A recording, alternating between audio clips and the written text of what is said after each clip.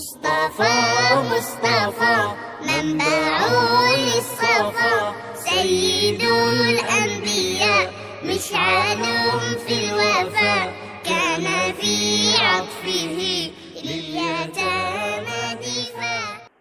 اہل عرب کی مذہبی حالت سمجھنے سے پہلے مختصراً ہم یہ سمجھتے ہیں کہ مذہب یہ انسانی ضرورت ہے تو کتنی بڑی ضرورت ہے۔ دنیا میں کوئی بھی قومیں ہوں، قبیلے ہوں، افراد ہوں، خاندان ہوں، ملک ہوں، وہ ایک واضح بات ہے کسی قاعدے قانون کے بنا زندگی گزاریں یہ ناممکن ہے۔ انسان نظم اجتماعی کا محتاج ہے، یعنی وہ آپس میں مل جل کر کے رہنا، ایک سوسائٹی بنانے کا محتاج ہے۔ اگر وہ انسانی سوسائٹی کسی اصول پر چلے تو وہ سوسائٹی پھلے گی، پھولے گی، پھیلے گی۔ لیکن اگر اس سوسائٹی کا کوئی نظم نہ ہو، کوئی نظام نہ ہو، جس کا جو من چاہے کرے، تو انسان اپنی طبیعت کے اعتبار سے تو کہیں بہت اچھا اگر واقع ہوا ہے تو کہیں بہت برا بھی واقع ہوا ہے۔ لہٰذا ایسا کم ہے کہ کسی نظم کے بغیر انسان چلے تو کسی علاقے کو اچھی طرح چلا سکے۔ لہٰذا اس نظم کو بنانے کے لیے تاریخ اقوام عالم ہمیں بتاتی ہیں کہ دنیا میں دو طرح کے نظام چلتے رہے، ایک وضعی اور ایک دینی نظام۔ وضعی نظام وہ نظام کہلاتے ہیں جو لوگوں نے خود بنائے، خود اپڈیٹ کیے۔ کہیں افلاطون کا نظریہ ہے، کہیں سقراط کا، کہیں بقراط کا، کہیں جالینوس کا، اور کہیں ایتھس روم کے نظریات ہیں۔ یہ مختلف نظریات چلتے رہے اور ان میں خامیاں بھی آتی رہیں اور اپنا اپنا وقت پورا کر کے فطرتاً وہ زوال پذیر ہوتے رہے۔ تجربہ اس بات کی گواہی دیتا ہے کہ انسان اپنے بنائے ہوئے قانون کی طرح، جس طرح خود وہ فانی ہے تو اس کا بنایا ہوا قانون بھی فانی ہے۔ اللہ تعالیٰ کے بنائے ہوئے قانون نے ہی دنیا کو ہمیشہ سکھ، چین، عافیت، عبادت، معاملات، عقائد، ہر چیز کا وہ تسلی بخش نظریہ دیا ہے جس کے ہوتے ہوئے انسان نے کبھی بھی نہ مار کھائی، نہ ہی انسان کبھی پریشان ہوا، اور نہ ہی انسان کو کسی اور نظریے کی طرف دیکھنے کی ضرورت پیش آئی۔ جزیرہ نما عرب کو کیا مذہبی نظام کی ضرورت تھی یا نہیں تھی؟ جزیرہ نما عرب میں کیا چل رہا تھا اور ظہور اسلام میں اقوام عالم کو اور خود اہل عرب کو کسی نظام کی کتنی ضرورت تھی؟ اگر عربوں کی حالت کو کوئی کتنی ہی تفصیل سے کیوں نہ بیان کرے، لیکن حقیقت یہی ہے کہ قرآن کریم نے ایک جملے میں عربوں کی حالت حضور کی تشریف آوری کے وقت جو بیان کر دی، دنیا کی ہزارہا صفحات اور سینکڑوں جلدوں پر مشتمل کتابیں بھی اس کا احاطہ نہیں کر سکتی۔ ارشاد باری تعالیٰ ہے وَإِن كَانُوا مِن قَبْلُ لَفِي ضَلَالٍ مُبِينٍ، کہ آپ کی تشریف آوری سے پہلے یہ کھلی گمراہی میں تھے۔ یہاں میں تھوڑی سی وضاحت عرض کرنا چاہوں گا۔ ایک ہے اقوام عالم کی حالت، ایک ہے عربوں کی حالت۔ عربوں کی حالت اگر ناگفتگی تھی، بری تھی، تو باقی بھی ساری دنیا میں کوئی اچھی حالت نہ تھی۔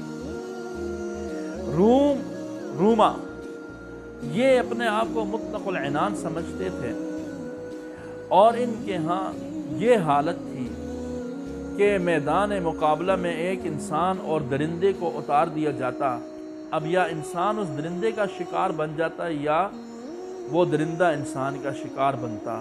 دونوں صورتوں میں ناظرین قہقہے لگاتے۔ بعض دفعہ دو انسانوں کو اس لیے میدان مقابلہ میں اتارتے ہیں کہ وہ ایک دوسرے کو مار مار کر کے ایک کوئی دوسرے کو ختم کر دے۔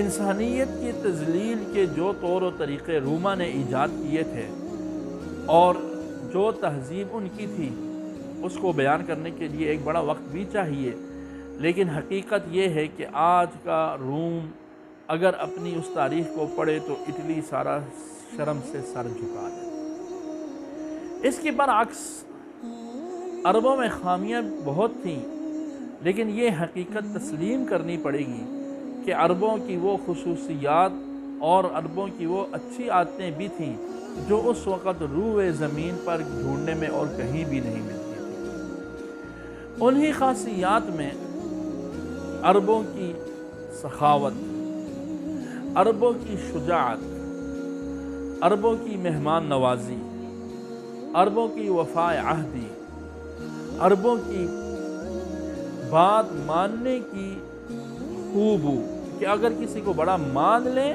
تو پھر اس کی بات ماننے میں جان مال کچھ بھی چلا جائے اس سے دریغ نہیں کرتے تھے، شرط یہ تھی کہ کسی کو بڑا مان لیں۔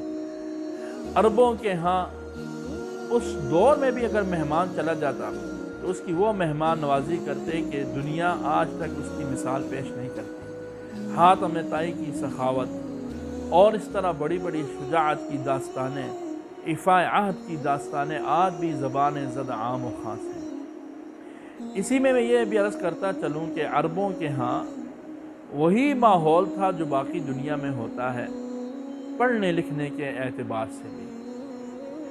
عرب معاشرہ کچھ پڑھا لکھا تھا، کچھ ان پڑھ تھا۔ یہ ہر دور کی ایک خصوصیت رہی ہے۔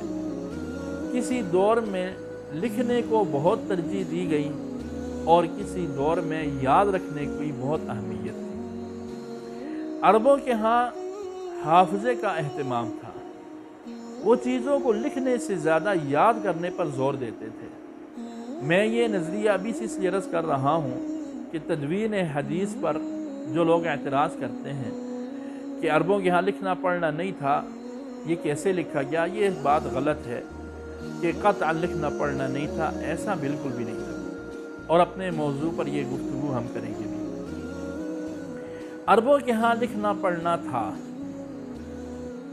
ہمارے ہاں عربی ادب میں 7 معلقہ ایک کتاب پڑھائی جاتی ہے جس کے بارے میں محقق مورخین آج بھی اس پر وہ شاہد عدل ہیں، یعنی گواہ ہیں، اور اس موضوع پر PhD تک کے لیول کی تحقیق ہو چکی ہے کہ باقاعدہ اس دور میں چمڑوں پر اور قلم دوات کی جگہ اچھے اشعار کو سونے کے پانی سے لکھ کر کے لٹکایا جاتا تھا، یعنی اتنی اہمیت تھی۔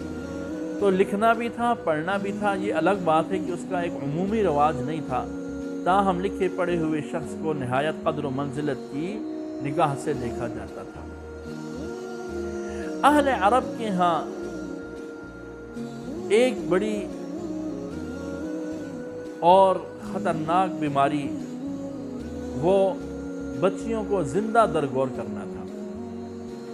بچیوں کو وہ لوگ کیوں زندہ درگور کرتے تھے اور اس سلسلے میں ان کے پاس کیا ریزن تھا، کیا فلسفہ تھا، اس کی قدر تفصیل میں بیان کر دوں تاکہ ہمیں یہ بھی پتہ لگے کہ عرب ماحول میں عورت کی کیا قدر و منزلت تھی آپ صلی اللہ علیہ وسلم کی تشریف آوری کے